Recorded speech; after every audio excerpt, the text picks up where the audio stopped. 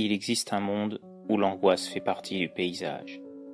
Un monde où chacun de vos pas vous entraîne toujours plus loin, dans la terreur et l'indicible. Un monde où les créatures les plus inimaginables et les psychopathes les plus cruels sévissent en toute liberté.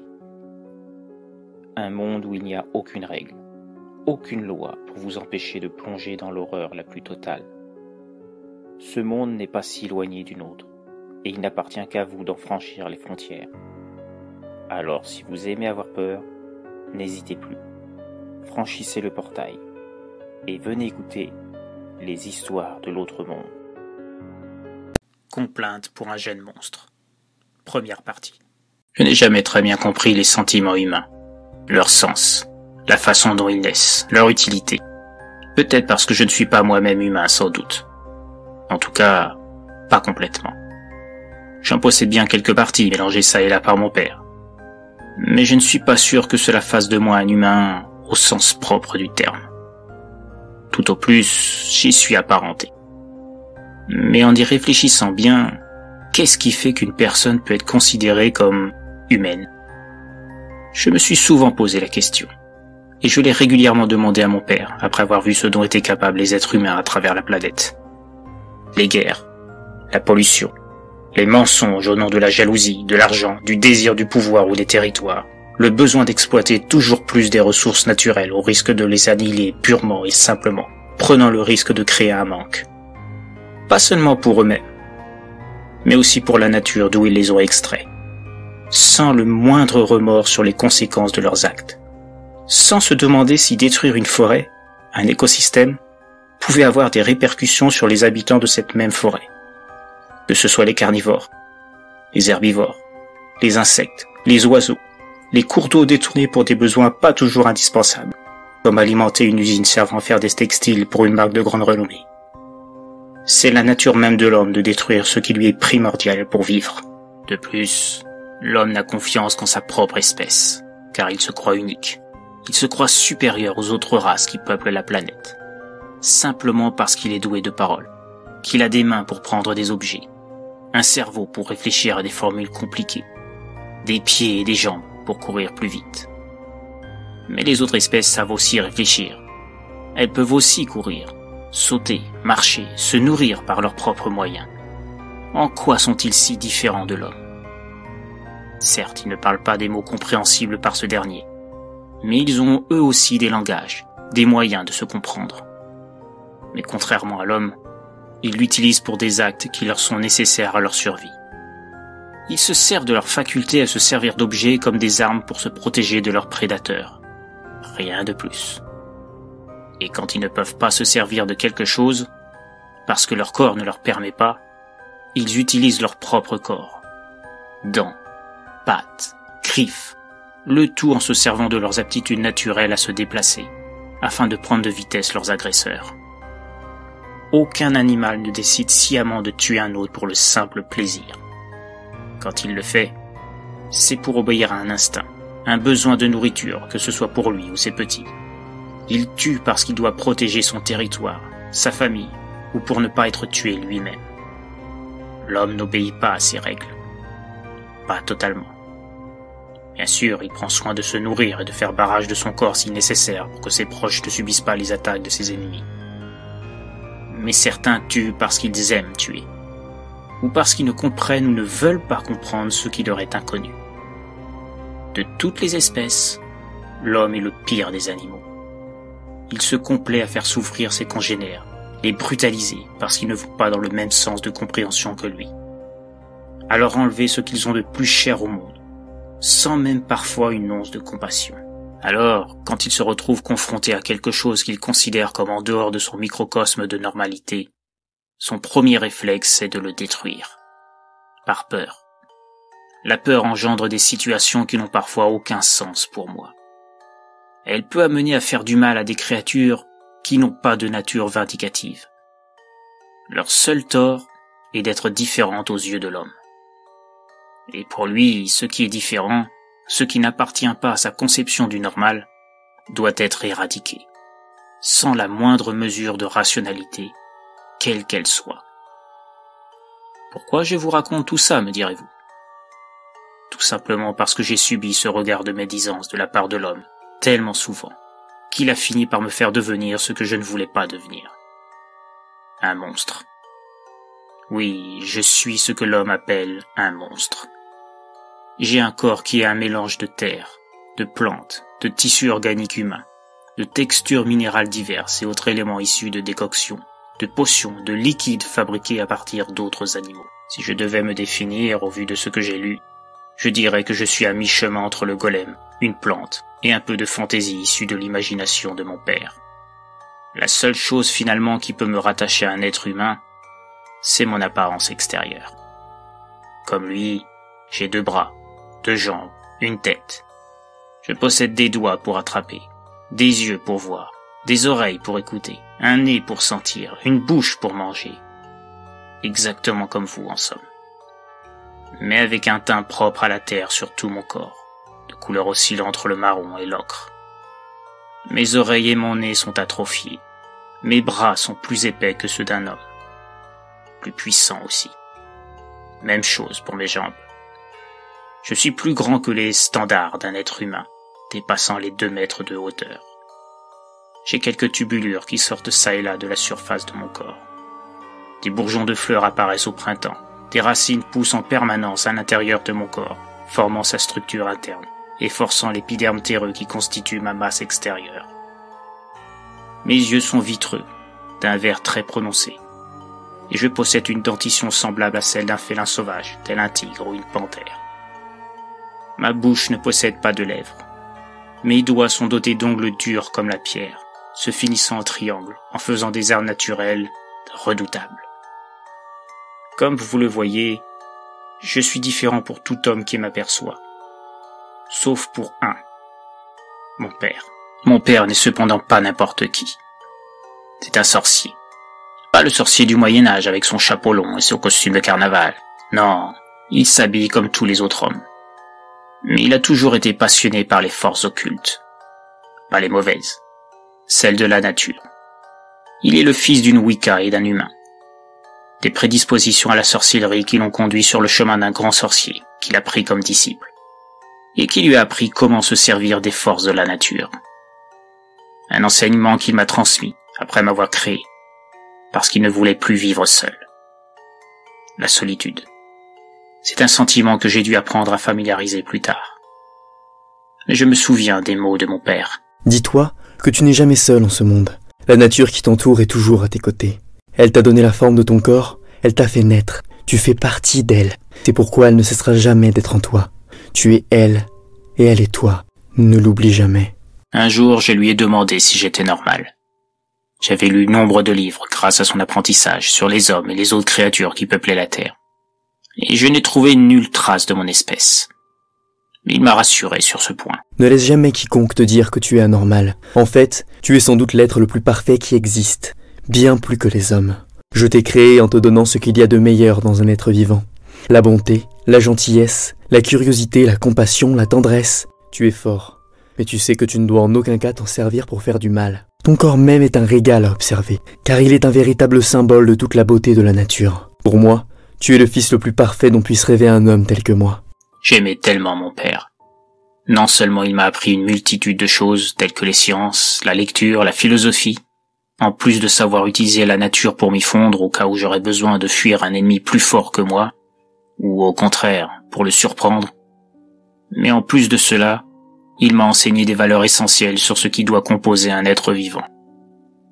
J'adorais aussi quand il me lisait des histoires de chevalerie, mettant en avant le sens de justice. Je me voyais parfois en rêve dans le corps d'un preux gentilhomme sauvant une demoiselle en détresse. Cela me faisait sourire. Je vous vois interrogatif. Vous vous demandez comment je peux rêver vu que je n'ai pas de cerveau. C'est vrai, je ne possède pas en moi cet organe qui vous est vital. En tout cas, pas de manière complète. J'ai autre chose. Au centre de ma tête se trouve un cristal particulier, fruit d'années de recherche de la part de mon père. Un cristal relié à des tissus cervicaux venant de divers animaux, et même d'un être humain. Mon père avait un assistant avec lui il y a quelques années.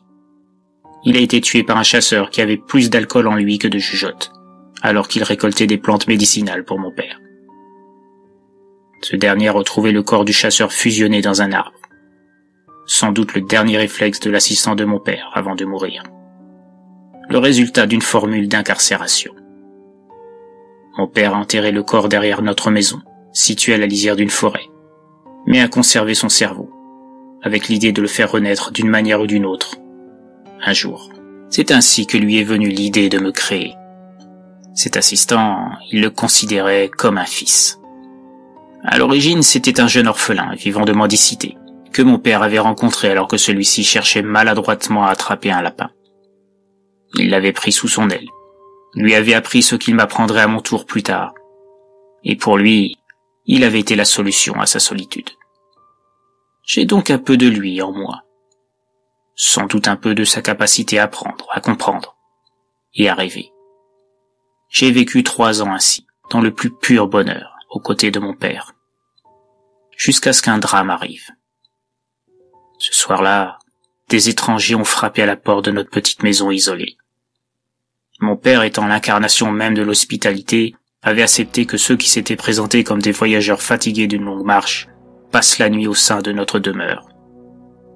Mais leur but était tout autre. Je me souviens de leur surprise à ma vue. Un mélange de dégoût et de peur. Ne vous en faites pas, Victor ne vous fera aucun mal. C'est la créature la plus douce qu'il y ait sur cette terre. Leur avait-il dit pour les rassurer. Mais la nuit venue, ils se sont mis à fouiller chaque placard, chaque tiroir de la maison, de façon pas très discrète.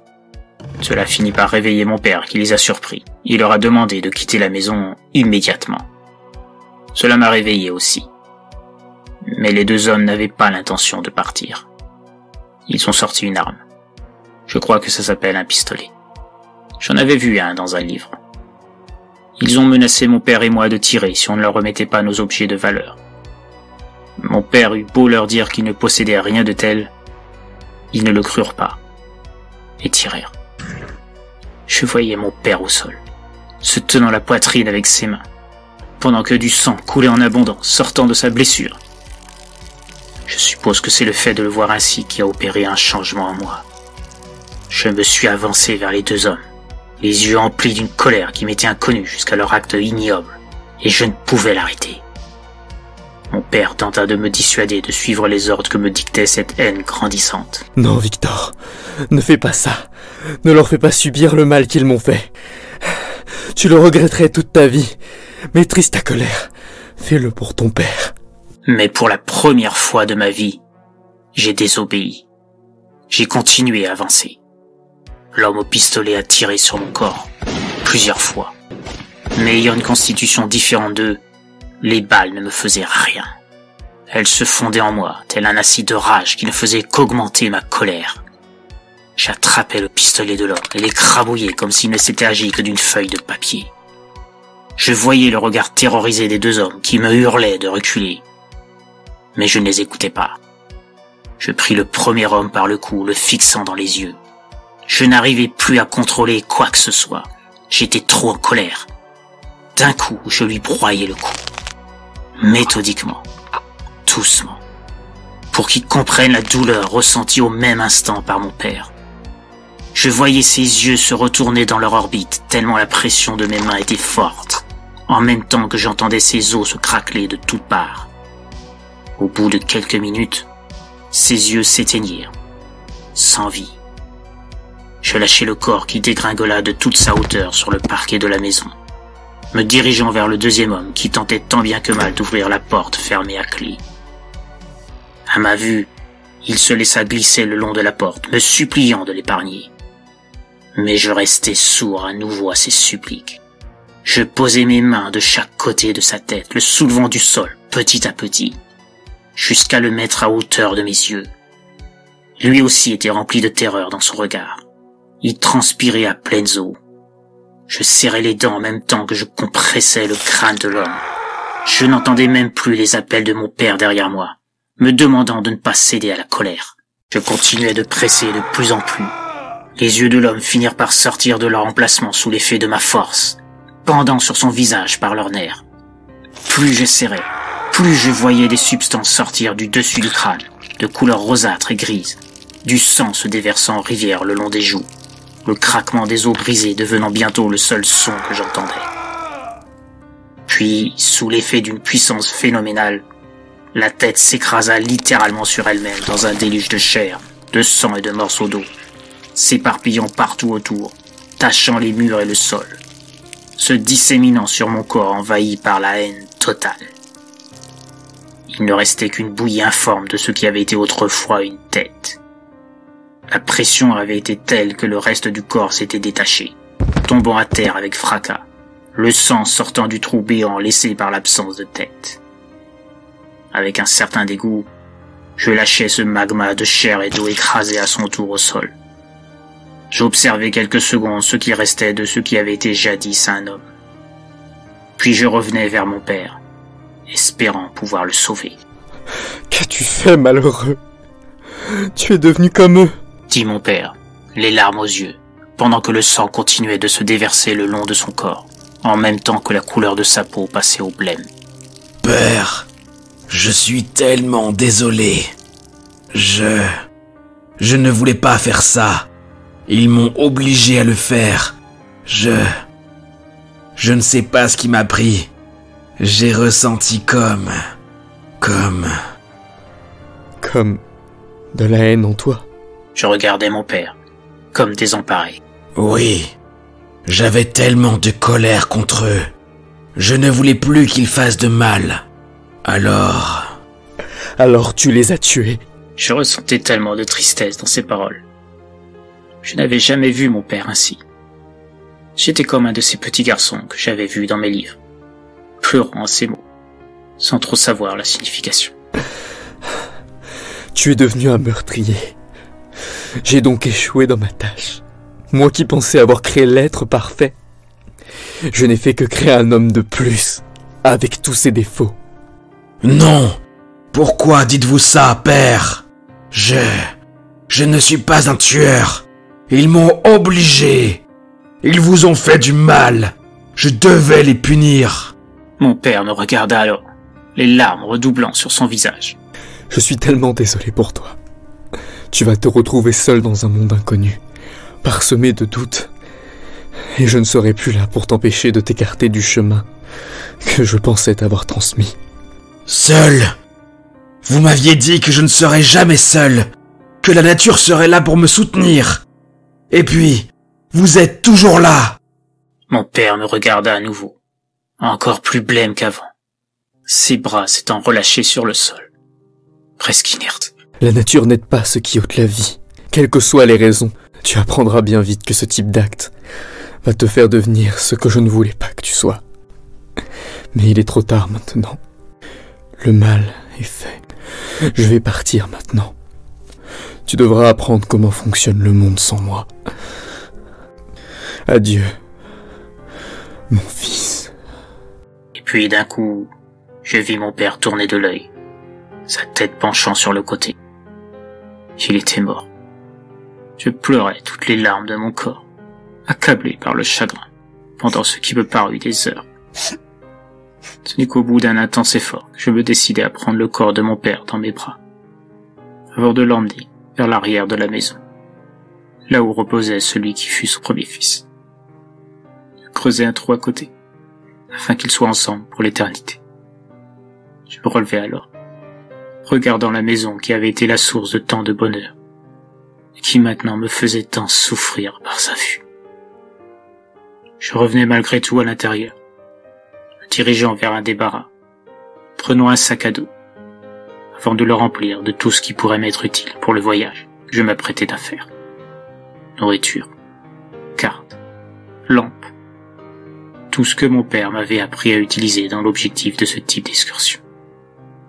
Je ressortais de la maison, essuyant mes dernières larmes, revenant à nouveau vers la sépulture de mon père, pour lui rendre un dernier hommage, avant de commencer mon périple vers le monde extérieur.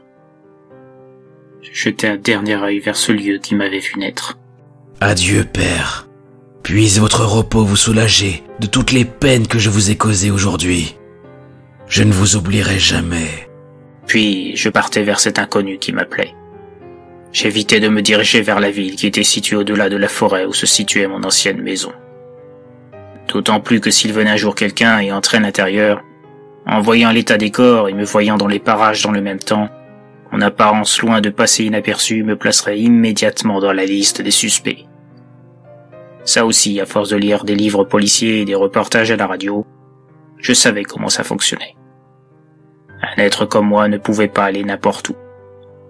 J'ignorais beaucoup de choses sur le monde des hommes, mais je savais pertinemment que je ne pouvais pas m'y fondre sans causer des frissons rien qu'à ma vue.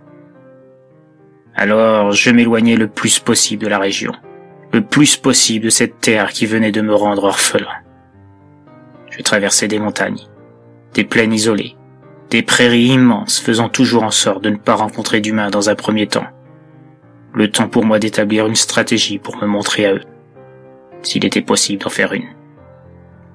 L'être humain n'ayant pas vraiment la réputation d'accorder sa confiance à une créature comme moi. Heureusement, là où je vivais avant, personne ne m'avait vu une seule fois. Donc impossible, même s'il m'arrivait ici d'effrayer les gens, qu'ils fassent le rapprochement avec les corps que j'avais laissés dans la maison. C'est ainsi que mes pas me dirigèrent vers un petit village situé au bas d'un volcan éteint. Il ne devait pas y avoir plus d'une dizaine de maisons au total. L'une d'entre elles se situait un peu en dehors, fortement éloignée des autres habitations. C'était une sorte de ferme. Il y avait des enclos avec des chèvres sur les abords. Je décidai de tenter une approche vers celle-ci, en espérant avoir un accueil à la hauteur de mes espérances. Le soir tombait, et je vis qu'il y avait une grange un peu à l'écart de ce qui me semblait être la maison principale du domaine. Ce serait l'idéal pour passer la nuit dans un premier temps. D'ici demain matin, je réfléchirai à la manière de me montrer aux humains peuplant la ferme. Mais les choses se passèrent un peu différemment de ce que j'avais prévu. En entrant dans la grange le plus discrètement possible, je tombai nez à nez avec une fillette qui ne devait pas avoir plus de 14 ans, occupée à ranger des balles de foin dans un recoin de la grange. À ma vue, elle se mit à crier. « Qu'est-ce que vous êtes ? Et qu'est-ce que vous faites là ? Partez, c'est pas un endroit pour les monstres. » Tout en me menaçant de sa fourche. Je tentais de la rassurer. « N'ayez pas peur, je cherche juste un endroit pour dormir. Et puis, aussi communiquer avec les gens de votre village. Je suis seul, et... » Personne ne voudra de quelqu'un comme vous ici. Rétorqua-t-elle, les yeux envahis par la terreur, et aussi sans doute la surprise de m'avoir entendu parler. Je vous assure que vous ne craignez rien. Abaissez votre fourche, s'il vous plaît. Mais la fillette ne baissa pas sa garde et se remit à crier. « Irina, viens vite ! Il y a un monstre dans la grange !» Je ne suis pas un monstre. Je suis un peu différent de vous. C'est tout. Mais je voyais bien que mes paroles ne changeaient pas grand-chose. J'avais même l'impression que le fait de parler lui faisait encore plus peur. Et puis, alors que la situation commençait à m'échapper, une femme vint en courant dans la grange, alertée par les cris. « Nastia, que se passe-t-il? C'est quoi cette histoire de... » Elle s'arrêta net en me voyant, elle aussi avec un regard effrayé. Néanmoins, moins que la jeune Nastia, telle qu'elle se nommait apparemment. Et la femme qui venait d'arriver, ce devait être Irina. « N'ayez pas peur. Comme j'ai déjà dit, je ne cherche qu'un endroit où m'installer. Ou au moins, pour dormir cette nuit. » Surprise de m'entendre parler, Irina reprit. « Vous parlez drôlement bien pour un monstre. Curieux. » Elle me donna ensuite l'impression de me détailler, de la tête aux pieds, ce qui me donna une sensation de malaise. C'est quelque chose que je n'avais jamais ressenti avant. Peut-être aussi parce que c'était la première fois que je me retrouvais dans une telle situation. « Nastia, va chercher une couverture pour... » Elle s'adressa alors à moi. « Vous avez un prénom ?» Un peu rassuré par ce qui était en train d'arriver, je lui répondis. « Victor. Je m'appelle Victor, madame. » Elle se mit alors à éclater de rire. « Madame, pas la peine de faire autant de manières. » Elle s'interrompit un instant. « Appelle-moi Irina, Victor. Et on se tutoie ici. Si tu veux rester ici, il faudra te plier à cette règle. Tu peux passer la nuit ici, mais dès demain, je veux tout savoir sur toi. D'où tu viens, ce que tu es, tes goûts alimentaires. Je veux tout savoir. » Me fit-elle en m'adressant un très beau sourire, doublé d'un clin d'œil, avant de repartir avec la jeune Nastia, qui venait de m'apporter la couverture demandée par Irina. non sans m'adresser un regard noir où se mélangeaient colère et méfiance. Je passais donc ma première nuit ailleurs qu'à la belle étoile. J'étais intrigué par les deux comportements complètement différents d'Irina et Nastia. Je ne m'attendais pas à être compris par une humaine aussi facilement. Mon père m'avait prévenu que les humains n'étaient pas prêts pour accepter quelqu'un comme moi. Alors, la façon dont Irina m'avait accueilli allait totalement à contresens de ce que je pensais savoir concernant l'être humain. Et je cessais de me questionner et m'installais dans la paille, me recouvrant avec la couverture. J'étais à peine assoupi quand j'entendis des bêlements de plus en plus rapprochés, venant du dehors, venant des enclos. Je ne connaissais pas grand-chose aux chèvres, mais je trouvais bizarre qu'elles aient ce comportement en pleine nuit. Mon instinct me disait qu'elles étaient en proie à une certaine panique. Je me décidai donc à sortir, curieux de savoir ce qui pouvait leur faire ainsi peur. Et là, je vis Irina et Nastia, au milieu d'un des enclos, chacune avec un semblant d'arme, un bâton et une fourche, tentant de tenir à distance une meute de loups les encerclant. Les deux autres enclos à côté étaient parsemés de chèvres éventrées, gisant au sol dans une herbe rougie par leur sang, éclairés par la faible lueur des torches tenues par Irina et Nastia, qui essayaient de tenir à distance les bêtes affamées et voraces. Je n'eus pas à réfléchir bien longtemps quant à l'attitude à adopter.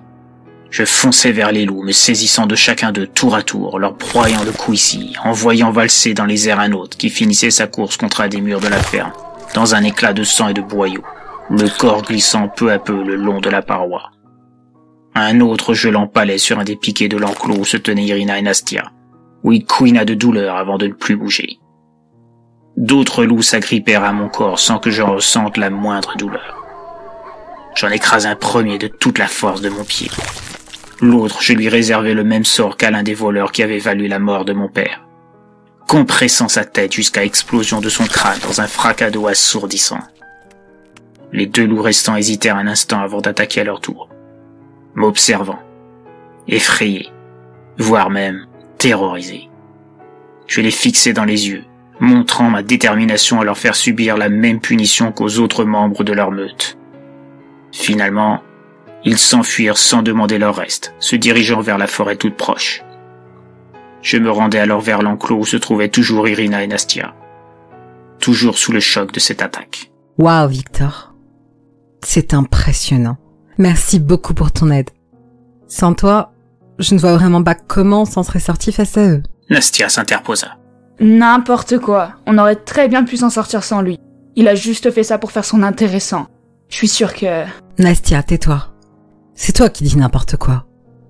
Tu ferais mieux de remercier Victor. Nastia semblait interroger Irina du regard, comme pour dire qu'il était hors de question qu'elle remercie un monstre. Mais devant l'insistance d'Irina, elle dut s'avouer vaincue. Ok. Merci, Victor. Eh bien voilà. Tu vois que c'était pas compliqué. Puis Irina s'adressa à moi. Au vu de ton exploit de ce soir, hors de question que tu te contentes de dormir dans la grange. Il y a une petite chambre d'amis dans la maison. Tu y seras plus à l'aise que dans la paille. C'est gentil, mais... Je ne sais pas si je peux... Je ne veux rien entendre. Tu dormiras dans cette chambre cette nuit, et c'est sans discussion. Et s'adressant à Nastia... Et Nastia va se faire un plaisir de te la préparer. Quoi? Moi? Préparer la chambre d'un monstre? Tu m'as regardé? Il n'en est pas question. Mais Nastia s'arrêta net en voyant le regard plein de remontrance d'Irina. Ok, je capitule. Puis, s'adressant à moi... Allez, viens le monstre. Je te montre ta chambre. Nastia! Arrête de l'appeler le monstre! Il s'appelle Victor! Nastia grommela quelques mots, puis me fit signe de la suivre. Ce soir-là, je me faisais mes premiers amis dans le monde des hommes. Ce fut le début d'une complicité hors norme entre Irina et moi, que je considérais très vite comme la mère que je n'avais jamais eue. Par la suite, elle allait m'apprendre plein de choses que je n'aurais jamais soupçonné apprendre, comme la musique, la cuisine et la manière de traire du lait de chèvre. Chèvre qui, bizarrement, n'était absolument pas effrayée par ma présence, à mon grand étonnement. Même Nastia semblait s'habituer à moi, malgré ses grognements réguliers quand Irina lui demandait quelque chose. Mais j'allais vite apprendre que toute bonne chose a une fin. Et surtout, j'allais découvrir une faculté sournoise de l'être humain, la trahison.